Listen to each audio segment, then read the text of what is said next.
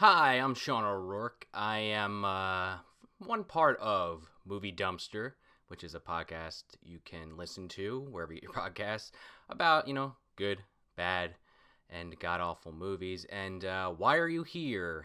That's my first question. Thank you.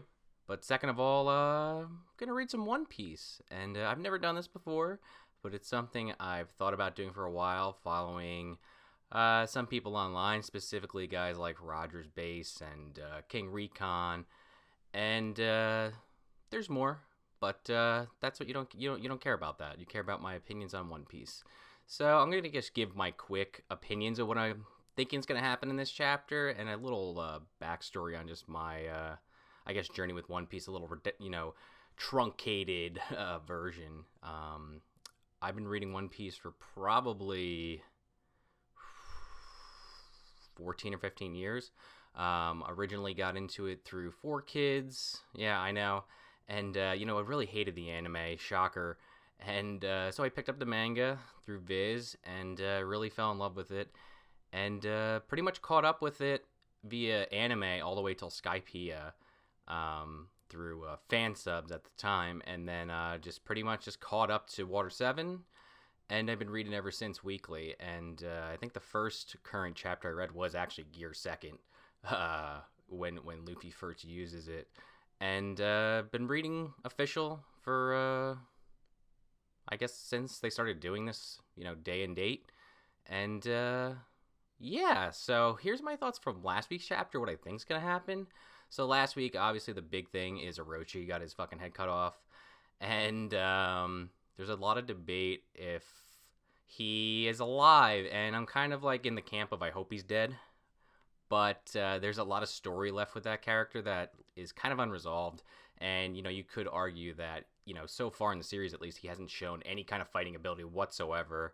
He came out like a fucking punk when he shot Yasu while he was having his One Piece is real moment. And, he doesn't, who's going to fight this guy? Zoro? The Akazaya? I don't know. Maybe he's way more powerful than he's showing off, but, hey, maybe he's like a Hydra. People keep saying that. I personally don't think he is. He's more of, I believe it's called the Yamato no Orochi he's based on, or at least his Devil Fruit is based on. But this is Oda, so who knows? Maybe, you got to kill all 9 heads at the same time, or else you can't kill this guy indefinitely. Maybe we'll find out today. Maybe he'll pop up today. Maybe it won't be for 20 chapters. I won't be surprised. Nothing at this point is going to surprise me. But I hope he's dead. And a couple other quick things before I get into this reaction. We haven't seen Frankie or Brooke in a few chapters. They, Brooke went on the fucking motorcycle with Frankie. They sped off. We haven't seen them. Usopp and Chopper are still in the Brachio tank. Just somewhere.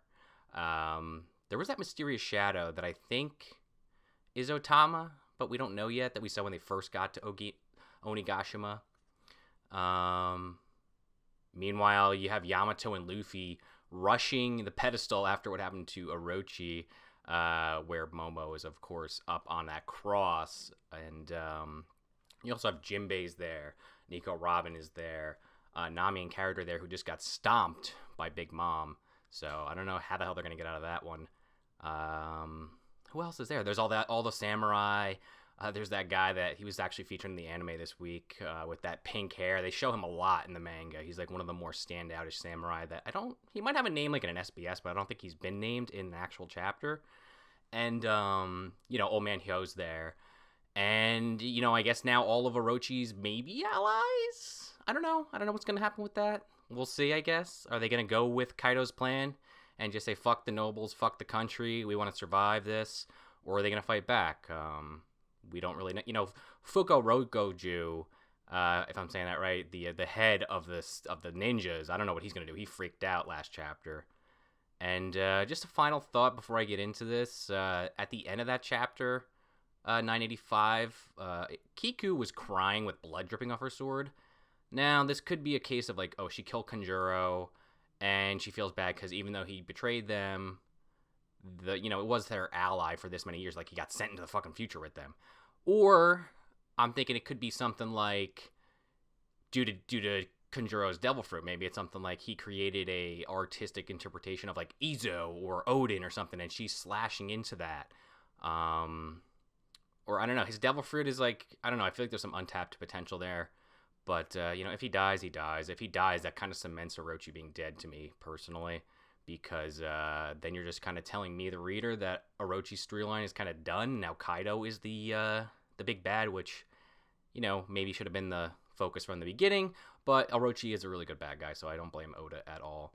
And I guess with all that said, I'm gonna jump into this. Oh, and of course, okay, 986, my name, and usually I don't read the names of the chapters, but because they almost always spoil something, just like the anime. But I'll read them for this.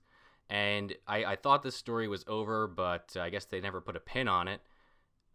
We get Gang Beji's Oh My Family Volume 31 here, with an amazing shot of Pearl, oh god, taking it back, right out of the fires of the jungle fires. Pound here, screaming with an Enel face. Escape from the Navy, and the weird man calling himself our father. Holy... Poor Pound. Can you see?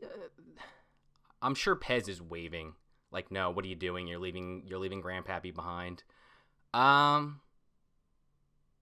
Hey, Beji loves his family, so, he ain't messing around with this weirdo with the big head. That's... Pound took a fucking cutlass to the gut, and this is the treatment he gets. But, moving on. Onigashima, rare entrance. Okay, so that's another thing. We don't know where Law is, or Beppo, Penguin, and Sachi, because there was that second entrance that we were told about to the rear of Onigashima. And let's see if we get anything on that. There's the mountains of Onigashima with the snow on it, and it says, "And now, best of luck to you, Sir Kinemon, Sir Denjiro, and to you as well." And you get this cool shot of Kinemon and Denjiro walking with the other Akazaya samurai, kind of leading the way. I guess this is kind of showing me that Kanjuro fucking bit it. Oh, yeah, there he is on the ground, bleeding. But he's not dead. I think it's just him remembering this. It's kind of like a flashback of all the Akazaya 9 with Odin. Happier times.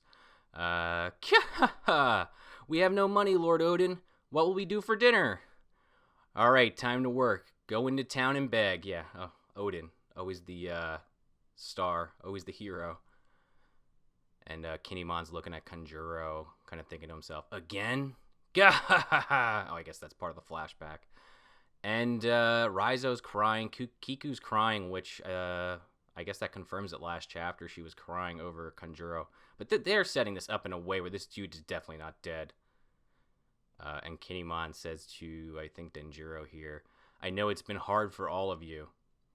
And Denjiro, I guess, just now, and Kinemon noticed Izo, and they yell out, "Izo! Izo!" And Kinemon goes up here and gives him the old Arnold Schwarzenegger, Carl Weathers handshake. So Kinemon says, "So this is where you've chosen to make your last stand. I've missed too many chances for a glorious and meaningful death." Yeah, fucking A. After Marineford, I don't blame the guy. Very well, let's hurry. And we get Kaido back over the loudspeaker, and it's really focusing on Kanjuro, that he is not dead. There's no way. Kaido goes, "Choose, Samurai of Orochi. Will you die here like your liege, or will you conquer the world with us?" In this really intimidating panel. And we have Big Mom is standing there. All the samurai are standing there. They show Orochi's fucking severed head again, so that's something. And Kaido continues, "I'm familiar with the great loyalty of samurai. If you choose to fight us and die, I give you my praise." And here he is, like I said, Fuko Rokuju. "The 5,000 members of the Oniwabanshu, the ninja force of Wano, are at your beck and call." Oh. Wow, that's kind of surprising to me. I thought for sure he would not go along with that, but I guess he cares about his life more than honor. And we get this guy, who they've shown a bunch, but he finally gets a name. Former Mugiwara Mimawari Gumi Captain Hote. And he says, he's this guy with this long curly hair, almost like that fucking coat Doflamingo has, but it's like his hair. And I think he has like pineapples or something on his kimono. But he says, and the samurai of Wano, 5,000 strong, offer you our allegiance. Okay. Wow, this is not good for the alliance. So we see a bunch of the Oniwabanshu basically like letting out a sigh of relief. And we see a couple of the samurai that they focused on in the past, including this like prickly pear looking guy going, poor Shogun Orochi. Well, whatever. Yeah, nobody liked this guy.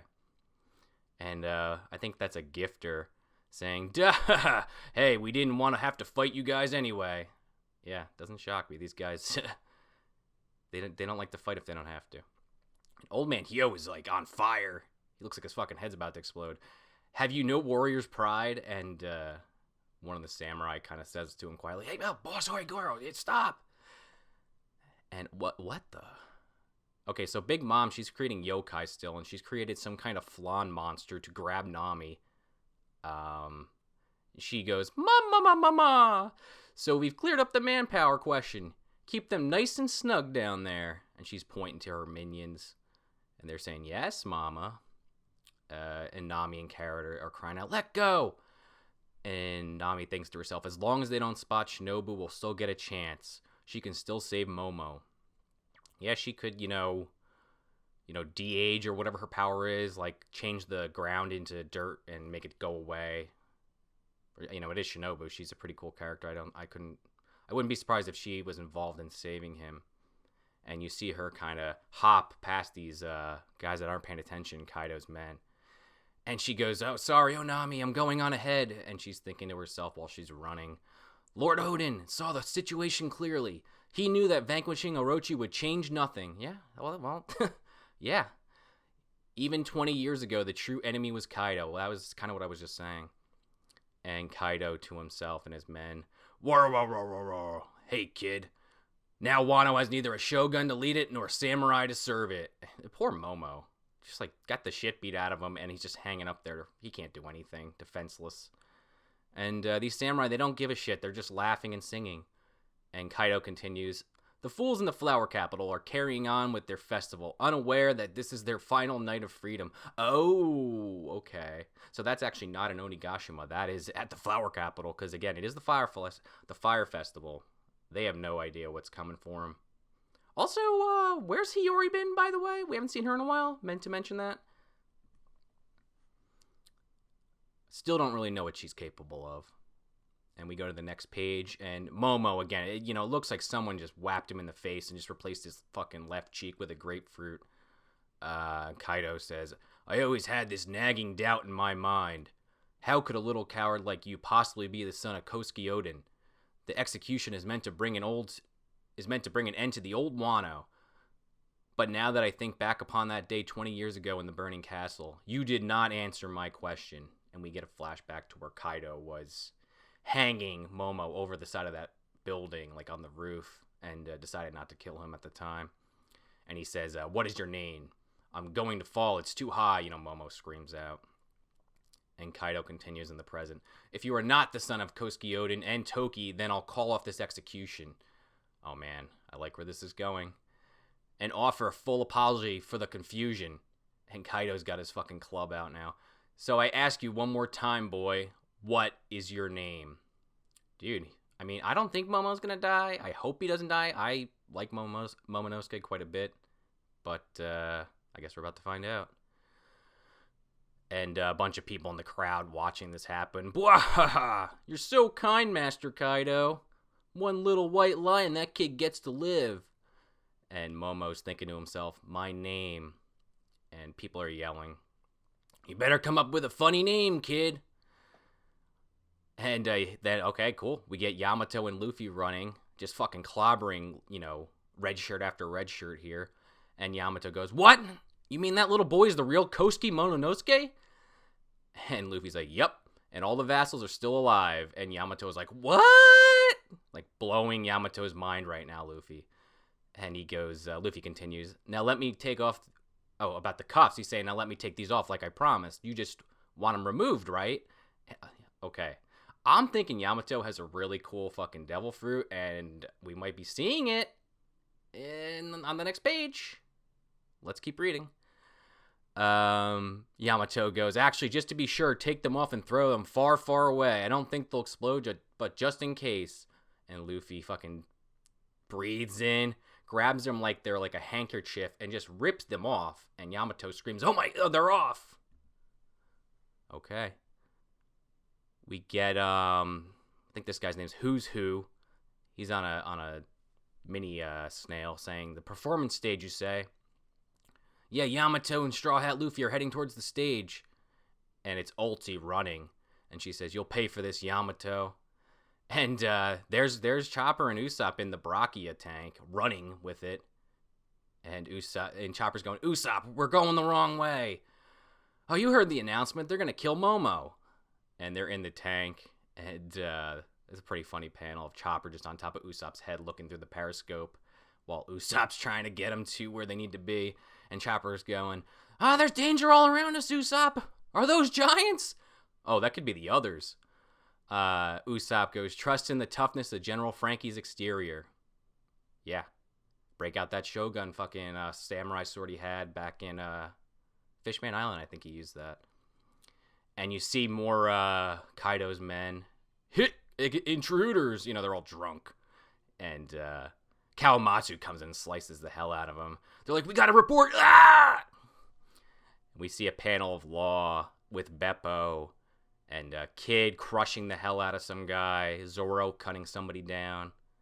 And then we get Momo again.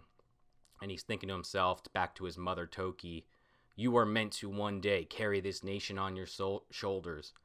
And even back to Punk Hazard with Luffy when he first met him.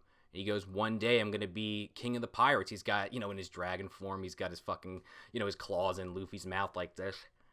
And we get a shot of him talking to Odin in the bathhouse saying, what's that? Where your name came from? And, this is Momo responding. Momo is a name that means second to none.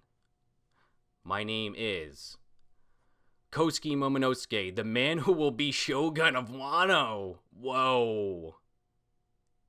I like that a lot. Channeling Luffy there, clearly. And all these losers under Kaido that basically haven't done anything just start laughing at him. And Kaido looks pissed. And Momo's crying out, like, unbelievably. And he's thinking to himself, Mother, Father, I wanted to be a man, worthy of facing you in the afterlife. Meanwhile, he's screaming out in terror. And he's thinking to himself, Hiyori, I wish I could have seen you again. I don't want to die. I don't want to cry. It is shameful for a warrior to cry in front of others. Man, Momonosuke is quickly moving up my chart of favorite characters in this arc. Because he is just like, talk about a character that's seen some serious character progression. And then we go to a panel of something exploding directly in front of Big Mom. And it's, oh my god. You see Yamato and Luffy coming through this explosion saying, I can't believe that cow gorilla. He really was going to kill me. And they're landing. Yamato's face is pretty fucking hilarious. He looks like he's about to, like, poop his pants. He's so scared. And they both land, and Luffy goes, well, that settles it. And Yamato says, I no longer think of him as a father. And Luffy goes, wait, Yamato. Oh, he calls him Yamoi. Yamao. Luffy, he can't say the full name. Yamao. What just happened? It's Yamato. Did something explode? Well, we made it in time, says Luffy. But we're not the ones who start this battle. Oh, shit. Cat Viper and Raizo and Dogstorm are coming up right behind Kaido, and Jack's there. And King goes, the Akazaya Samurai, Queen with a fucking famous Queen face fault. Where'd they come from? And, Jack, you're going down. The Minks are there for you. The Mink Kings, they're alive. Dude, Izo just shot King's sword out of his hand. You get a panel of each samurai. Holy shit, Cat Viper just knocked Kaido's club out of his hand. He goes, meow. And, I guess this is Kaido. Is that you, Kiyoshiro? Oh my god. surrender your name and be as a child. Put your life into this attack. They're all attacking Kaido. Kaido goes, your swords can do nothing to me. It's a flashback of Odin. Never come back to Wano. Yeah, this was like a flashback to their fight. And Kaido goes, Odin! And a bunch of the mooks go, uh-oh, this ain't time for drinks. Grab your weapons. Oh, Tsunachi, it's a raid. Yeah, you have the entire Akazaya 9 coming in on Kaido. Holy shit. Kinemon, Cat Viper, Kawamatsu, Denjiro, Izo, excuse me. Raizo, Kiko, Dogstorm, Ashura Doji. They were all fucking pierced him. This is like Whitebeard when he got shot at the end of the war, but like polar opposite. And bringing back the Tsunachi from so many chapters ago, that thing that Zoro never mentioned once and taught Momonosuke about, but hey, what the hell. Okay, so what are my thoughts on the chapter? Probably gonna go back and read it again, but my initial reaction is I think that's like a 10 out of 10. I mean, you go back, you have that opening scene where they think they killed Kanjuro, and you know, I don't know how they're convinced of this without cutting his head off, but I guess Oda didn't want to draw 2 decapitations in a row. He's coming back. I'll be shocked. I am more confident in Kanjuro coming back than I am in Orochi coming back, to be honest. Taking off the cuffs on Yamato, I'm glad that Luffy did that. Now we get to probably see Yamato's Devil Fruit in the next chapter or 2. Unless this final page is setting up for a Kaido flashback, which I don't know that we're necessarily ready for, but I'll take it because I want to know more about Kaido. He's definitely one of my favorite villains as of late. Like, I like Doflamingo quite a bit, but I feel like that fight, just generally speaking, dragged on a lot. Like, there was a lot of stuff towards the end I really love about that, but it took a while to get there. And, yeah, you know, he's kind of been the big bad that has been getting set up, essentially, since Punk Hazard. You know, Big Mom obviously was introduced in Fishman Island as an antagonist, but didn't come really into the picture until Whole Cake. And I'm glad that he's now finally starting to take center stage. And I kind of find it funny that he has such a weird and maybe weird's the wrong word, such a vocal reaction to Momonosuke basically saying, no, fuck you, I'm not going to do what you're telling me to do. I am Momonosuke, and I will be the Shogun of Wano. And, you know, it's all chaos from there. Yamato and Luffy come in. Again, Robin's there. Jinbei's there. Hyogoro's there. They showed him in the chapter. All the samurai. Nami, Carrot. We don't know where Sanji is. He could be there. He could be invisible right now. He could be doing his own mission that we don't know about yet. Kid and his crew. Law and his crew. There's so many factors. And, again, we still don't even know where Frankie and Brook went. I think that's super intentional. Hiyori, we haven't seen her since, I think, before Odin's flashback. I think the last time we saw her was before they even started the raid. I feel like that's super important to remember. That's going to come back in a big way because we really haven't seen Hiyori do much. She was the Komurosaki. She slapped the crap out of Orochi, faked her death, and then she had a personality change. And then we find out later that, you know, maybe this was all part of her act. Maybe she always was like that. But does she have a devil fruit? Is she actually a fighter? And she just, up to this point, didn't show it because of the whole traitor situation where they didn't know who was the one that was going to turn on them. You know, obviously we found out it was Kanjuro. I'm interested to see what happens next. Pretty much Wano has been one of the better arcs in a while. And, you know, that sounds kind of negative, but, like, One Piece, I think, is pretty consistently good for years at a time. And this arc is really finally ramping up big time. This final page... What else can you really say? Like, where do you go from here? Like, obviously, this isn't going to defeat Kaido. And this is, you know, honestly, like, this is the kind of thing that I think a lot of people wanted to see done to Orochi specifically. But if Orochi's out of the picture because he can't fight, and it's more of just, like, he's a threat because of the position of power he achieved, and the scumminess that he was willing to subjugate himself with, we don't need him. Like, unless he comes back in a big way, hell, you know, somebody that doesn't have a devil fruit, maybe Yamato. I mean, let's go in the other direction. Maybe maybe Yamato doesn't have those cuffs on because of a devil fruit power. Maybe it is just because Kaido's like, you're not fucking leaving, you know, you're staying here. Even though Yamato was supposedly locked up for 20 years, if I remember correctly. So, that could go either way. Maybe Yamato gets the Orochi fucking fruit. Maybe there's an apple sitting there that transforms, like with Caesar Clown and the slime monster. But I kind of hope that Yamato already has a power, and we'll wait and see what happens with Orochi. But with Kanjuro just very clearly not being out of the picture. Plus, we still have the as many chumps that are in Kaido's crew. Cannon fodder. He has a lot of heavy hitters that haven't really shown their full strength yet. We still haven't seen hybrid forms of King, Queen, or King, or Kaido. He goes into the regular form or the dragon form all the time. We've never seen what that middle form is, and I think that's going to be the part in the story where maybe Luffy starts to get a little bit of an upper hand on him, and he goes into that mode, and we're in trouble. We need Marco. We need the Grand Fleet. Are we gonna get the Grand Fleet? Probably not. I think Oda's saving that for either Elbaf or Raftel, maybe, because we're supposedly getting closer to the end of the series. I personally hope we get one or two more story arcs before that. Minus Elbaf and Raftel. I think we need a couple more islands if we are gonna get characters like possibly Yamato or Carrot. Or, even Jinbei, who's now only been with the crew for, 15 chapters, if that. Just so that it's not like, oh, we're just going to the final two islands with these people. And, okay, it's cool they're with us. And, I'm speculating big time with Carrot and Yamato. I think Carrot has a much better chance of joining than Yamato. But obviously Yamato's shtick is that they want to go on a boat like Odin. And, of course, being Gold Roger's son with Ace, that was, Yamato's initial plan, but now being Luffy is Ace's brother. We'll see where that goes. Maybe Yamato will have their own crew at the end of this and join the Grand Fleet. Maybe they will join the Straw Hats. I don't know. It's too early to tell. But I think I'm going to end it here.